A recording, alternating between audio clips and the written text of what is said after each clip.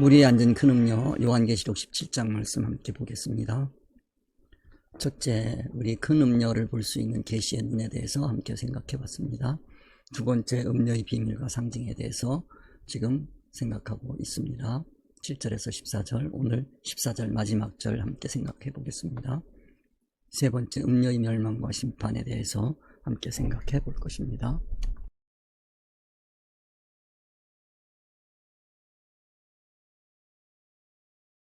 오늘은 요한계시록 17장 12절에서 14절 말씀 함께 보겠습니다. 지난 시간에 우리 내가 보던 푸른 열왕이니 아직 나라를 얻지 못하였으나 다만 짐승으로 더불어 임금처럼 권세를 일시동안 받으리라.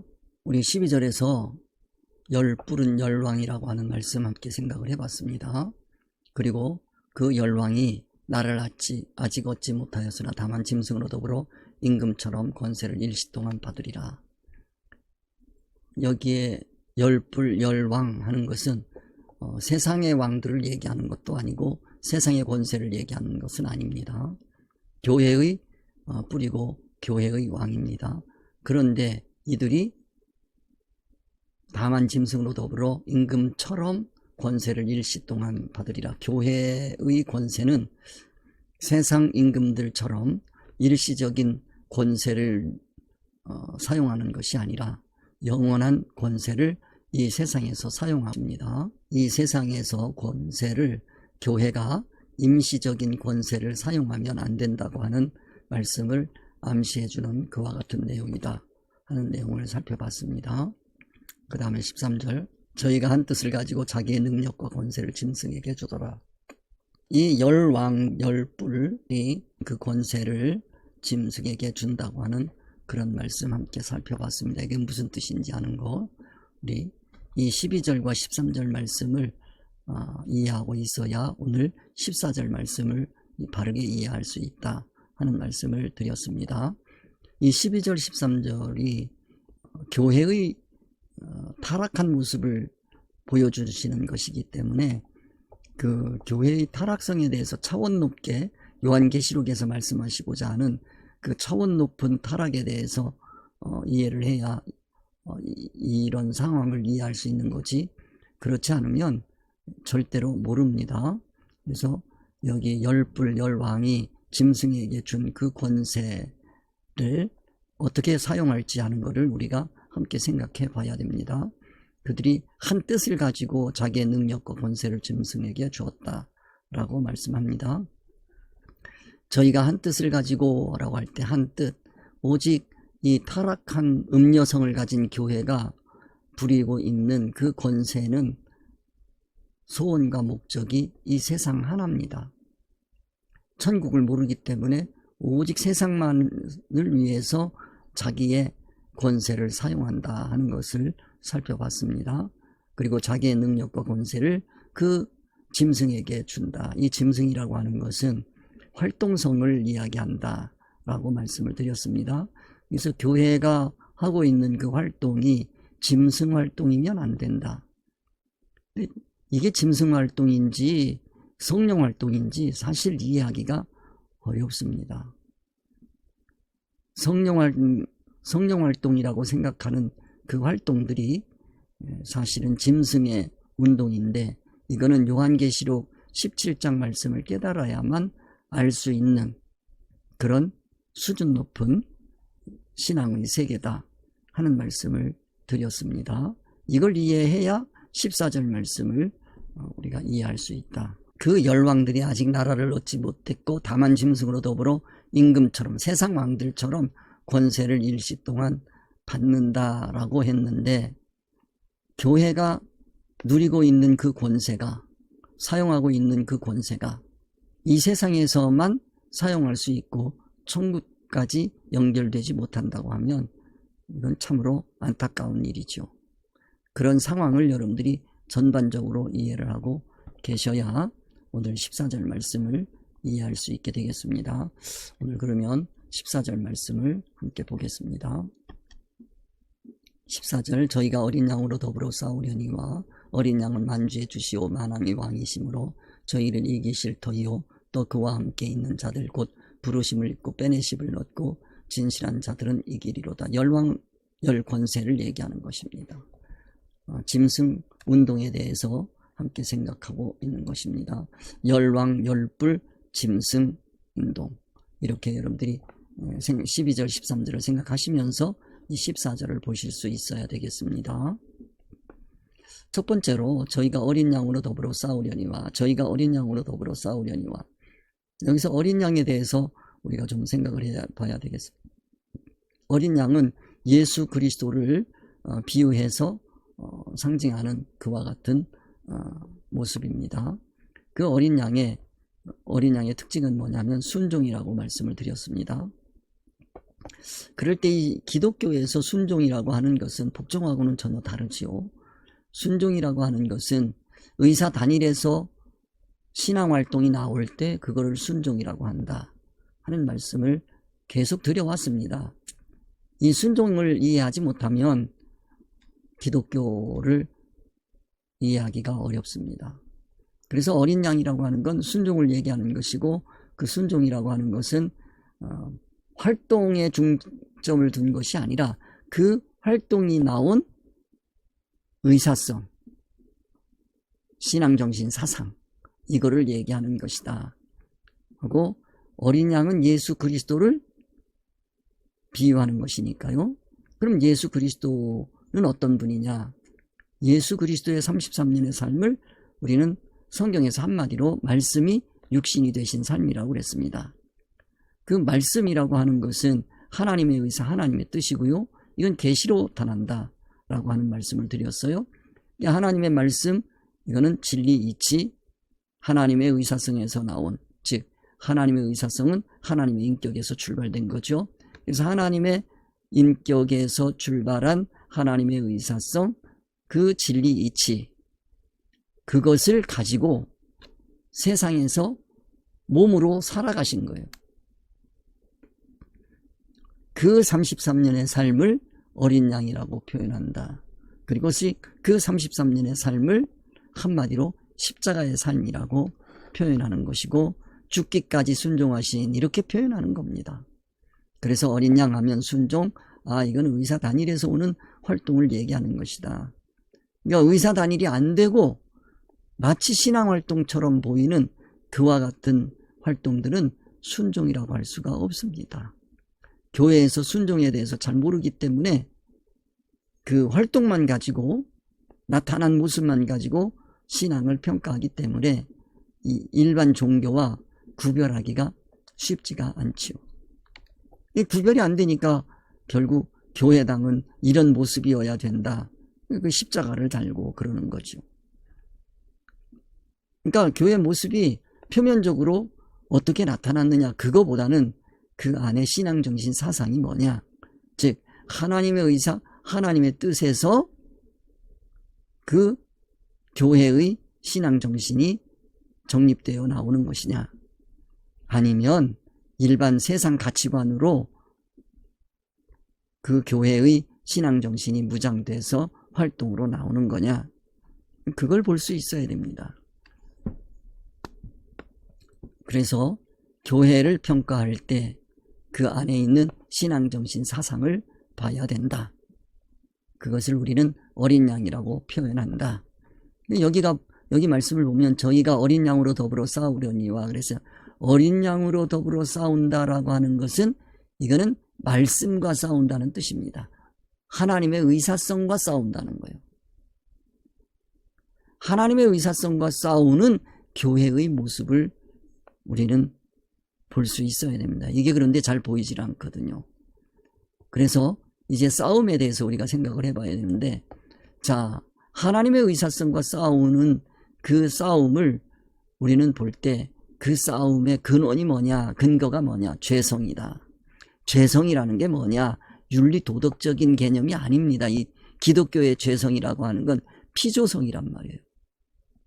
피조성, 그러면 이거는 임시 세상이치, 그렇게 생각을 하시면 됩니다.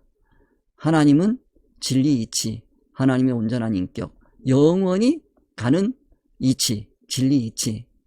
이 세상은 피조세계란 말이에요. 피조물이 돌아가는 이치는 임시 이치란 말이에요. 임시적이란 말이에요.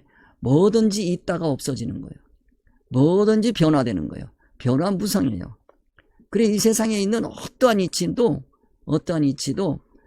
발견된 것 중에서 영원히 가는 것이 없어요. 다 변화됩니다. 궁극적으로는 이 세상은 없어질 것이기 때문에, 종말이 있는 것이기 때문에 없어지는 거예요. 그것을 우리에게 보여주시는 것이 임시성이다, 죄성이다 하는 것을 여러분들이 기억을 하시고요.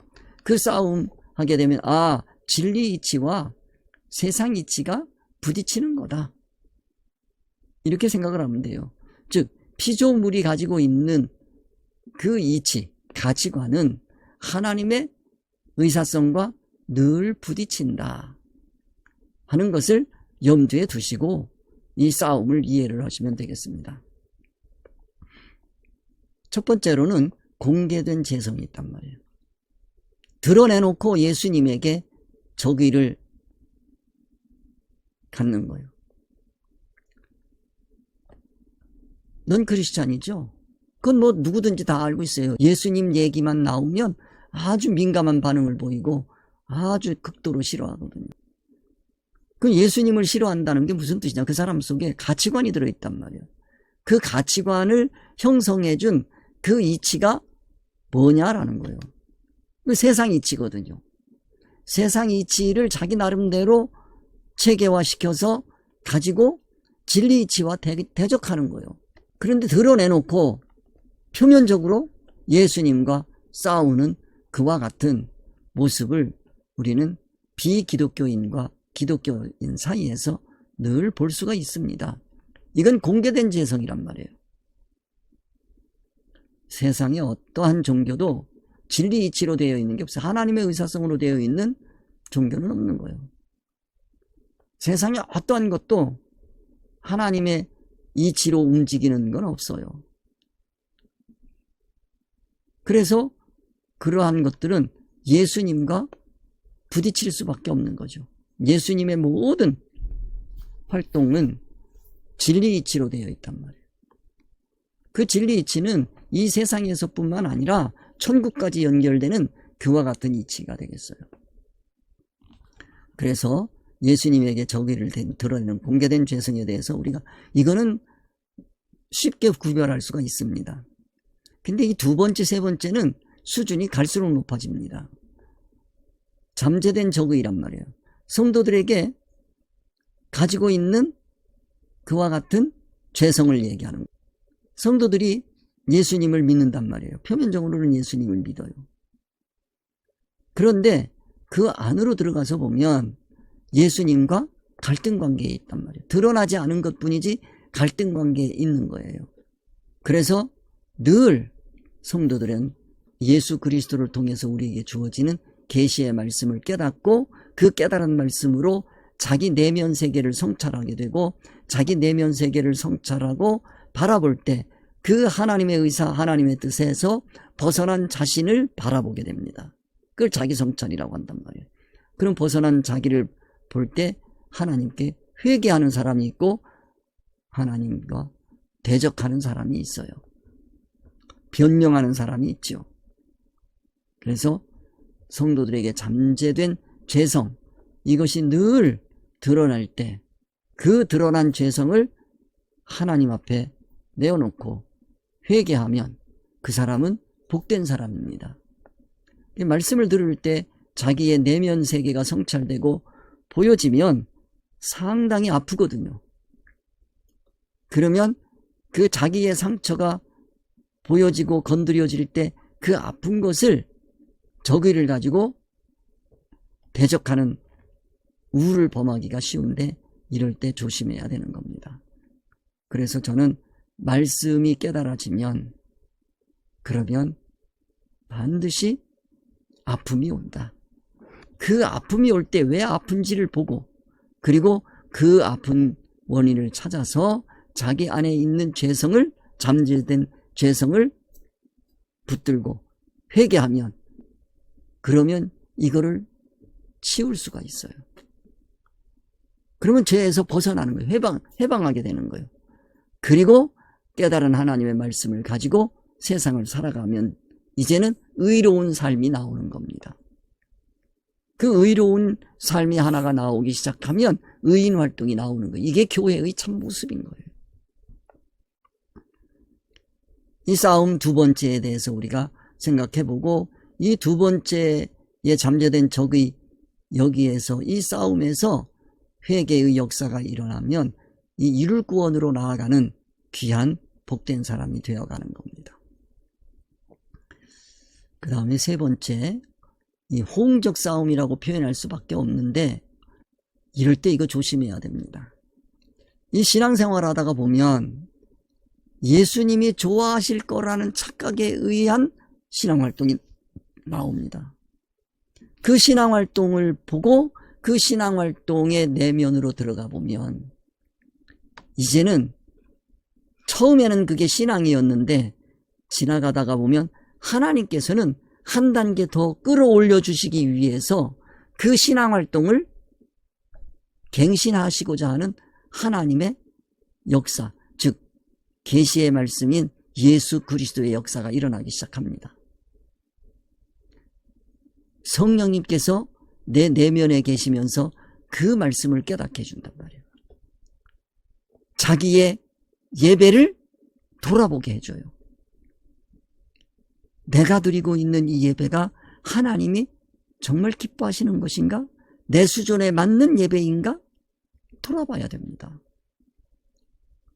10년 전에 드리는 예배나 지금 예배나 또 앞으로 드릴 예배가 똑같다.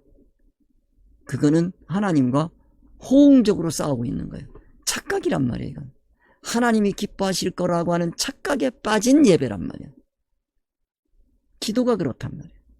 이 기도를 가지고도 우리가 생각할 게 참 많은데, 성전을 두고 이 성전은 기도하는 집이다. 맞는 말씀이거든요. 근데 그 기도가 수준이 있다는 걸 아셔야 돼요. 예배나 기도나 예수님을 간 믿고 하는 예배와 예수님을 간 믿고 하는 기도가 10년이 지나고 20년이 지나고 이제 이 세상을 떠날 때가 되었는데도 그 기도하고 있다 그러면 그거는 참 안타까운 기도예요. 안타까운 예배예요. 이거는 마치 초등학생이 중학교를 가고 고등학교를 가고 대학을 가고 대학원을 갔는데도 초등학교 교과서 가지고 만족하고 있는 거 똑같아요. 초등학교 교실에 가서 시험 보면서 시험 100점 맞았다고 하는 거나 똑같단 말이에요.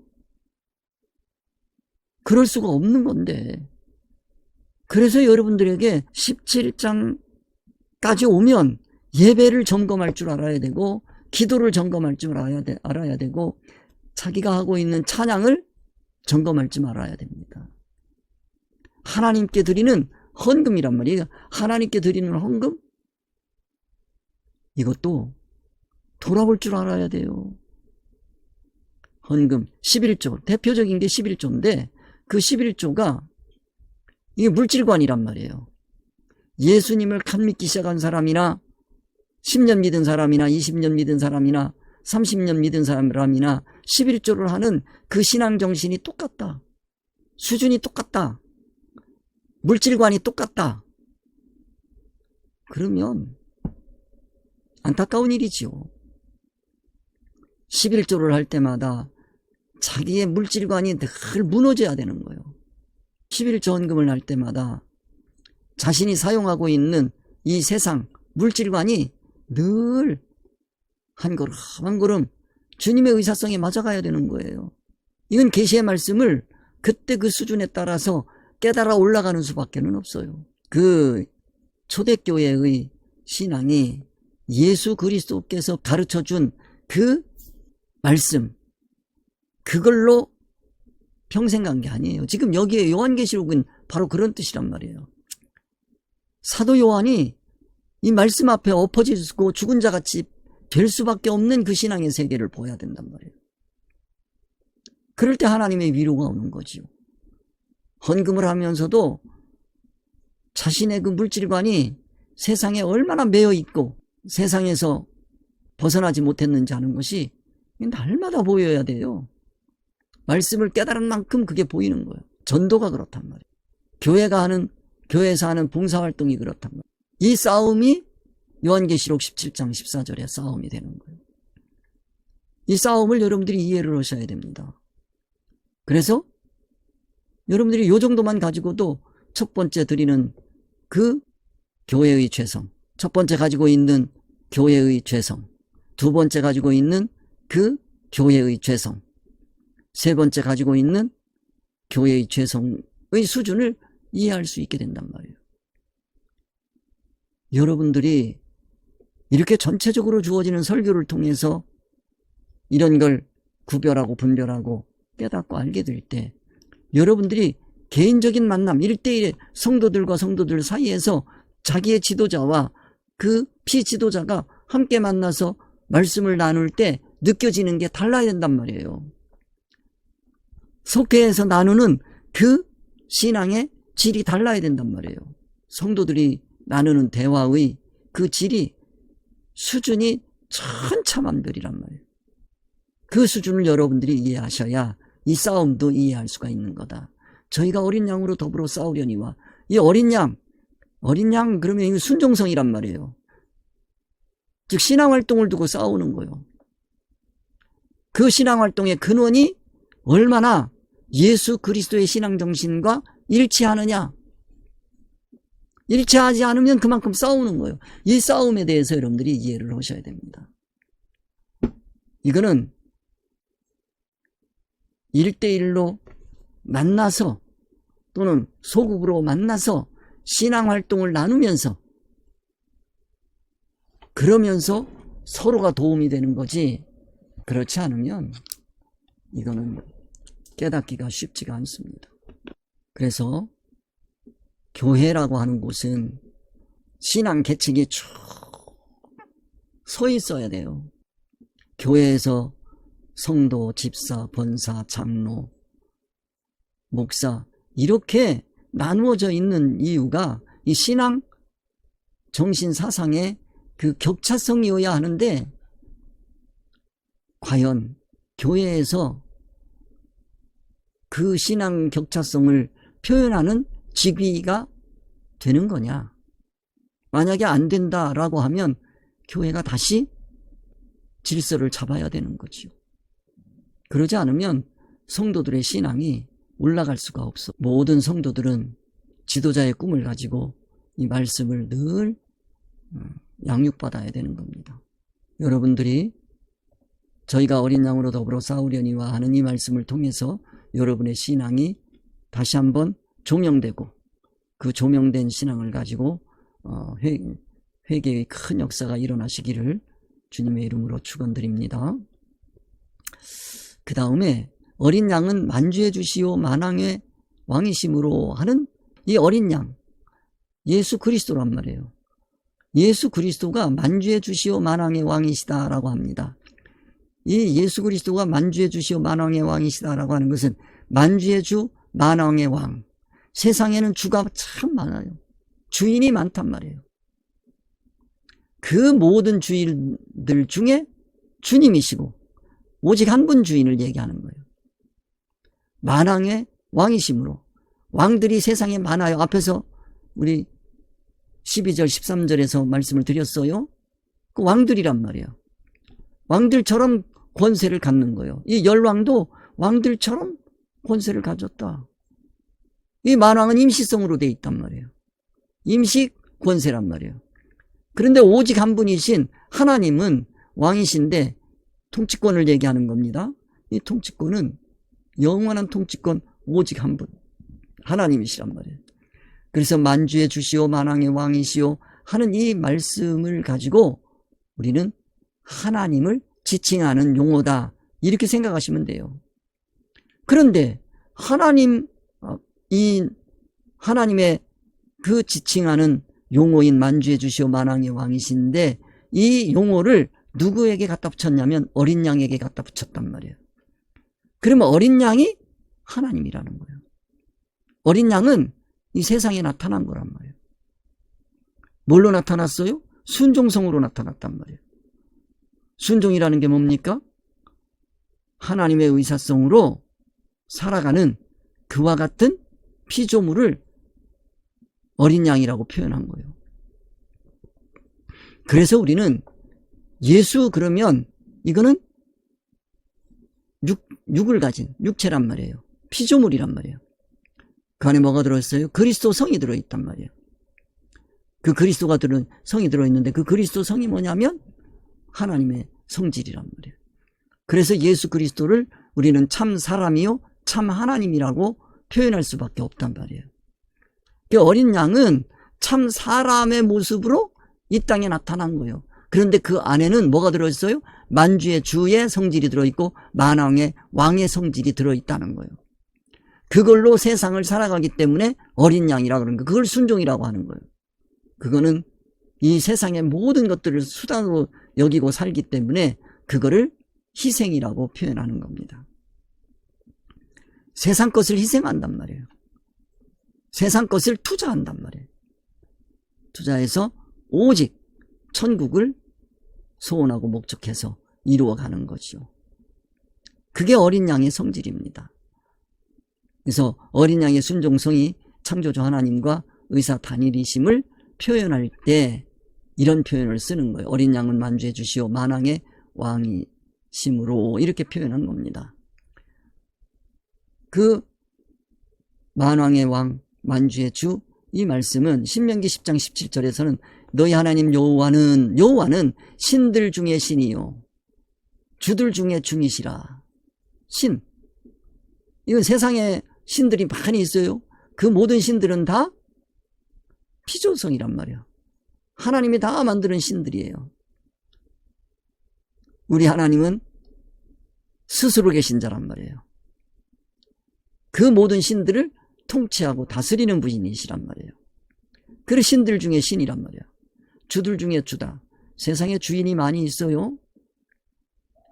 주권을 가진 자란 말이에요. 그 세상에 있는 모든 주권은 임시적인 주권이지만 우리 주님은 영원히 가지시는 주권이란 말이에요. 천국에까지 이어지는 주권이란 말이에요. 주들 중에 주시니 그런다. 모든 능력과 권능을 가지신 하나님이시니 그를 두려워하고 그를 섬기며 그를 의지하라. 여기에서 자 하나님 여호와를 표현할 때 신들 중에 신, 주들 중에 주 이렇게 표현했습니다. 어린 양 앞에 이거 붙였다는 걸 그러면 어린 양이 이게 참 하나님이시구나 라고 하는 거예요. 참 하나님이시구나 라고 하면 이게 참남되게 보인단 말이에요. 왜냐하면 그 당시에 어린 양은 예수 그리스도인데 예수는 사람과 똑같단 말이에요. 그런데 그 안에 들어있는 건 하나님의 의사성이란 말이죠. 이게 이해하기가 어려운 거예요. 기독교의 정체성은 일반 타 종교에서는 절대 없어요. 삼위일체 하나님이란 말이에요. 그 어린 양은 만주해 주시어 만왕의 왕이심으로 하는 이것이 바로 어린 양이 하나님이라고 하는 뜻이에요. 세상 사람들은 절대 이해할 수 없어요. 그러나 우리 기독교인들은 이거를 이해할 수가 있거든요. 자, 두 번째로 시편 136편 2절이란 말이에요. 3절이죠. 자, 2절에서 보면 찬송하라 주께 찬송하라 주는 주들 중에 주시니 주는 주들 중에 중이시니 그랬습니다. 자, 여기도 주 중에 주란 말이에요. 만주의 주란 말이에요. 이게. 이 세상에 주는 많이 있어요. 그들 중에 그들의 주인이 누구냐?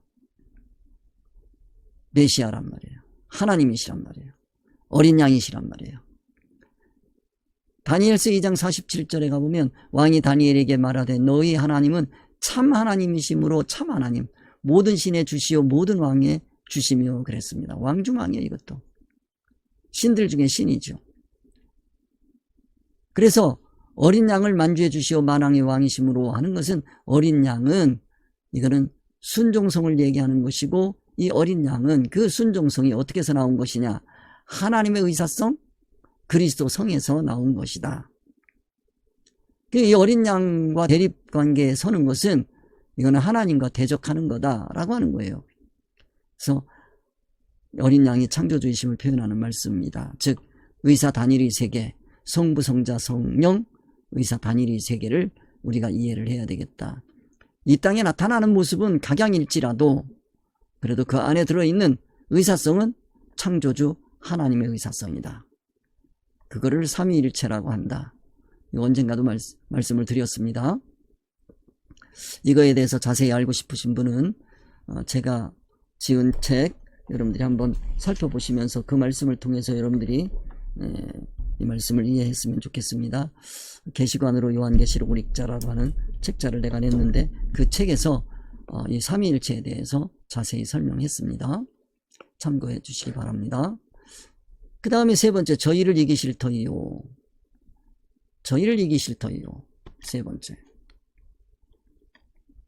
자, 저희는 누구냐면 열왕과 짐승을 얘기하는 것입니다. 이 저희요. 이 피조성이란 말이에요. 벌써 열왕, 짐승, 이러면 이거 피조성이란 말이에요. 피조성, 그러면 이 죄성과 연결이 되는 겁니다. 그리고 그들이 가지고 있는 이치는 임시 세상 이치다 하는 거예요. 저희를 이기실 터이요. 왜냐하면 저희가 어린 양으로 더불어 싸우기 때문에 그래요. 그 싸움을 여러분들이 이해를 하셔야 되는 겁니다. 그러니까 저희 열왕과 열짐승이에요. 아까도 말씀을 드렸습니다. 이 열왕과 짐승이 가지고 있는 그 신앙 정신 사상을 가지고 예배하고 기도하고 찬송하고 찬양하고 헌금하고 11조하고 그런 얘기입니다. 그러니까 11조 하게 되면 돈 액수 생각하지 마시고 그 성도가 가지고 있는 물질관을 얘기하는 거란 말이에요.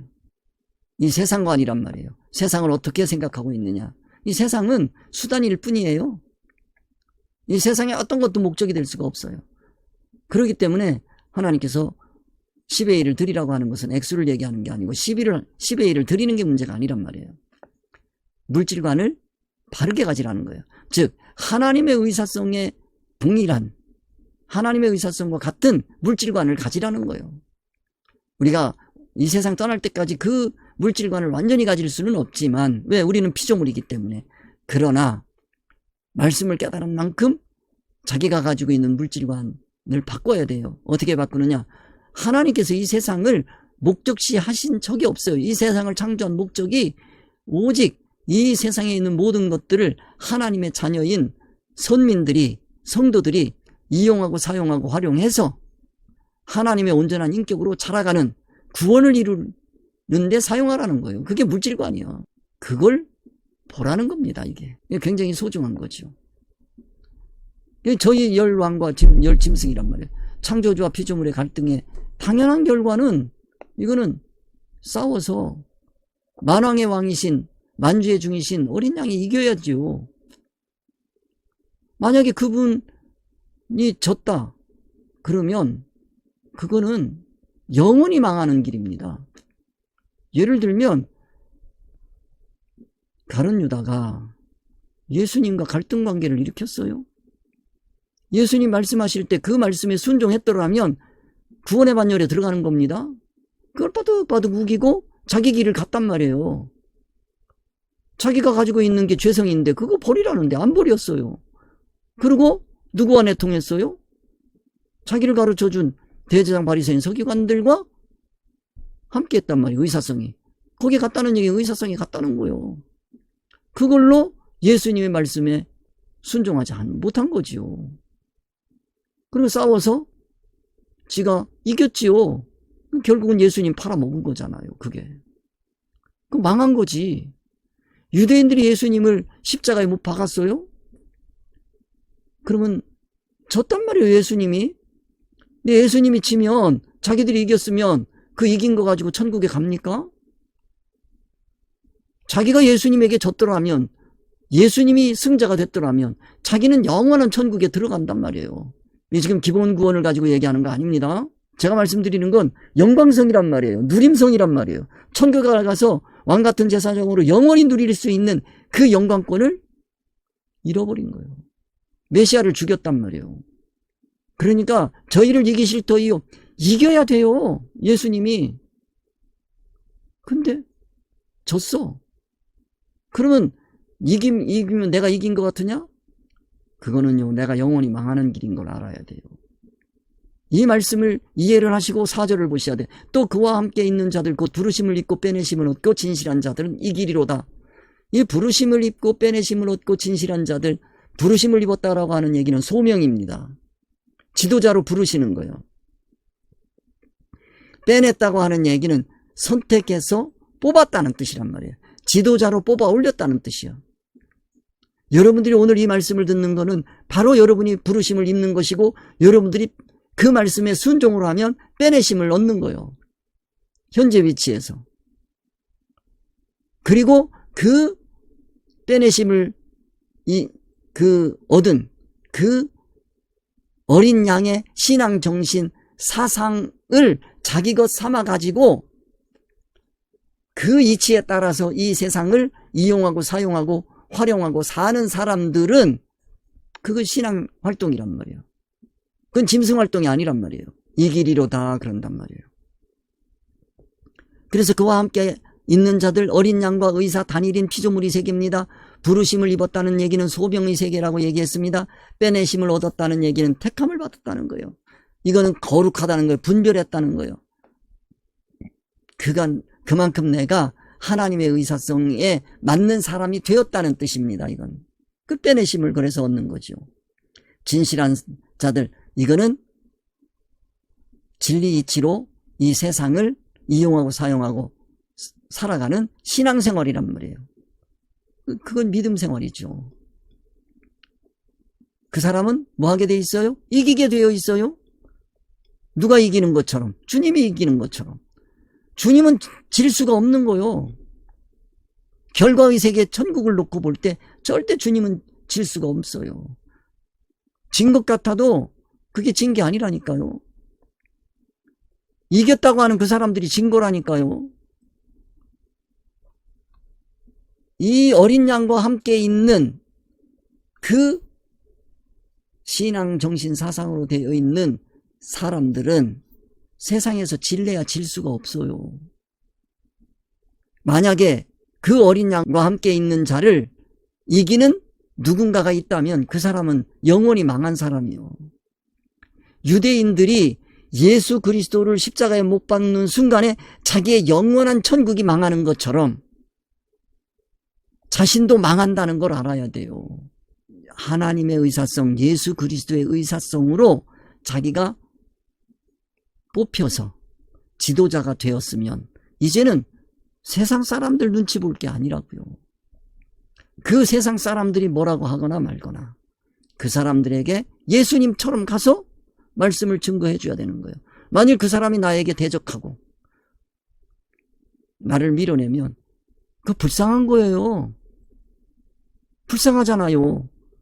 영원한 천국이 망한 사람이잖아요. 그래서 주님과 의사 단일인 성도들이 순종하는 삶을 통해서 모든 피조물을 통치하게 되는 것을 14절에서 표현한 겁니다. 이거 확신이 있어야 돼요. 그래서 우리는 이제 이 말씀을 들은 여러분들은 이 주님과 하나가 되는, 의사적으로 하나가 되는 그 세계를 다 추구하면서 이제는 기도가 그 기도가 돼야 된단 말이에요. 하나가 되는 기도.